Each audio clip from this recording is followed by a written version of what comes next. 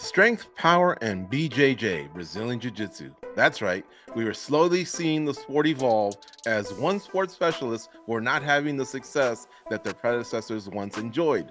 The new breed of fighters were not just shoring up their deficiencies, they were creating advantages by being well-rounded. That was Matt Hughes, number 21 on our list of the 30 greatest fighters in UFC history.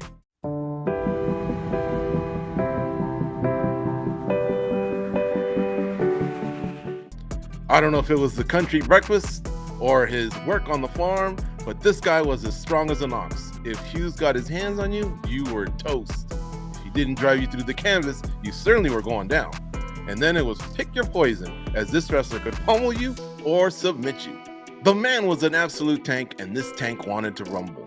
From 1998 to 2006, Hughes competed 45 times.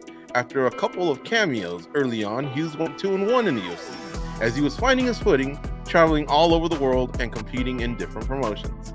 It was at UFC 34 when Hughes finally settled in with the MMA leader, and that would be his home for the rest of his career.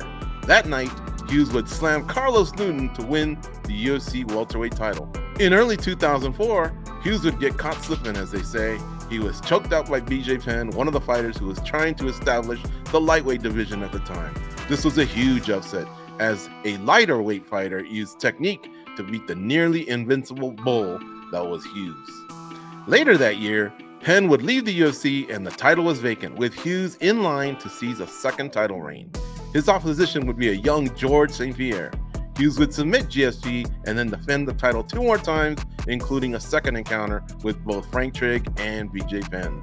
Notably, that second Trigg fight would eventually end up in the UFC Hall of Fame's fight wing years later. Now this is important. Sandwiched in between the second Trigg and Penn fights, Hughes would defeat both Joe Riggs and Royce Gracie. However, they wouldn't go down as title defenses. Riggs didn't make weight, and Gracie only accepted his fight at a catchweight at 175 pounds. It's fair to say Hughes should have had 9 title defenses instead of 7. In 2006, Hughes would face GSP again, only this time Rush would defeat Hughes via head kick and punches and launch his own meteoric career. Hughes closed out his career going 4-for-4, including losing his trilogy fight versus BJ Penn, though both fighters were slowly exiting their athletic peaks and slowing down. Hughes entered the UFC's Hall of Fame in 2010 in the Pioneer Wing for his accomplishments.